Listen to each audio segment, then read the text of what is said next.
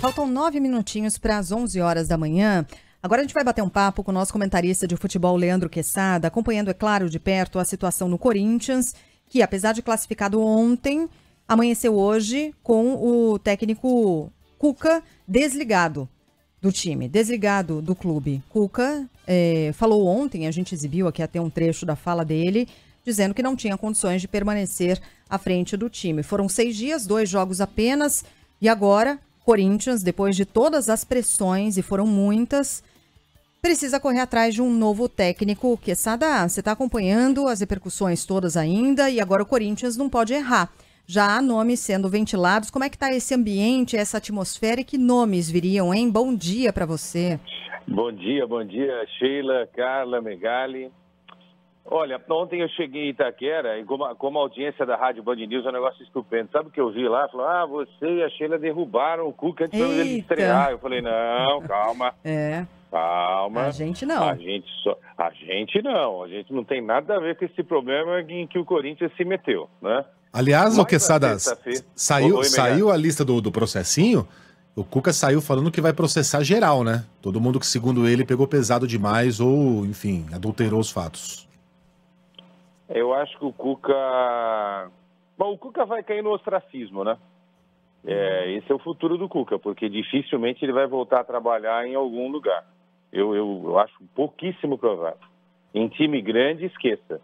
Com esses engajamentos agora, com essa participação efetiva de internet e tal, acho muito difícil que ele volte. Inclusive, a família ontem teve um papel preponderante para a decisão do Cuca, né? Que não foi uma decisão tomada ontem, né? Foi uma decisão que já havia sido tomada logo depois da estreia contra o Goiás. E aí houve uma conversa com a diretoria para que ele pelo menos comandasse o time na quarta-feira, por se tratar de um jogo decisivo, aí falando só da parte do futebol, a parte futebolística, a necessidade do Corinthians fazer o resultado, fez ontem, vencendo no tempo normal e ganhando nos pênaltis, e se classificando para a próxima etapa.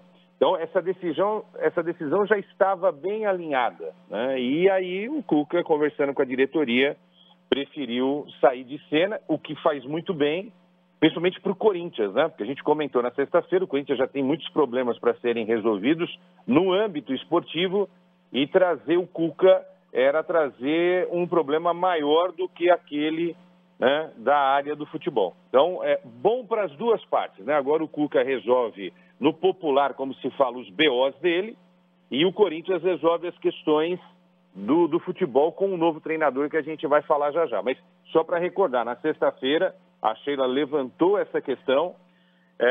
Eu disse para a Sheila que não me estranharia se ele sequer assumisse o comando do Corinthians.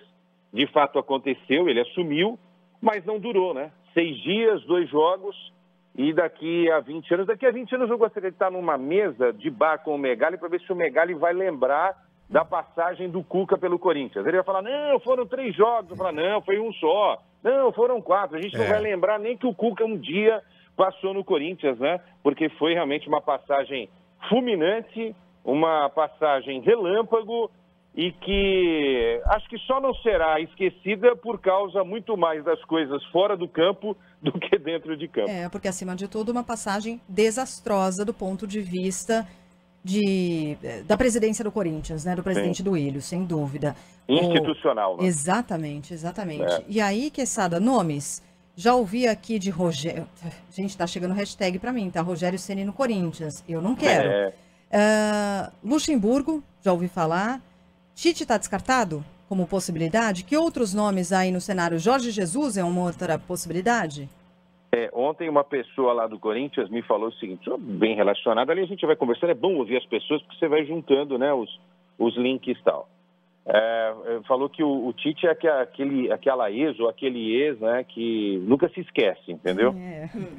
Que quer a volta, mas não. O Tite é assim, falando muito sério, o Tite, ele vai pegar mais um ano sabático.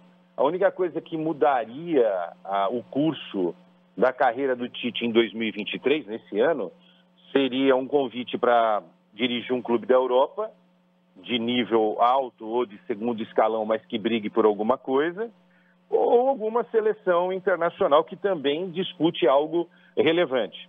E, sinceramente, não acho que isso vá acontecer nesse momento, porque trata-se de um técnico campeoníssimo e vitorioso no Brasil, principalmente no Corinthians, mas que fracassou em 2 Copas do Mundo. Então isso puxou para baixo, não é?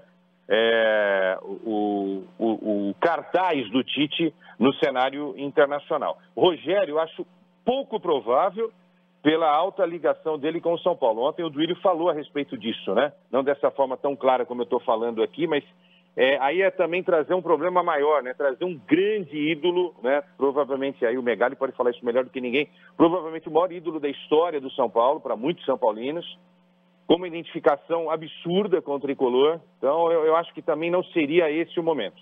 E na segunda-feira, eu recebi a seguinte informação.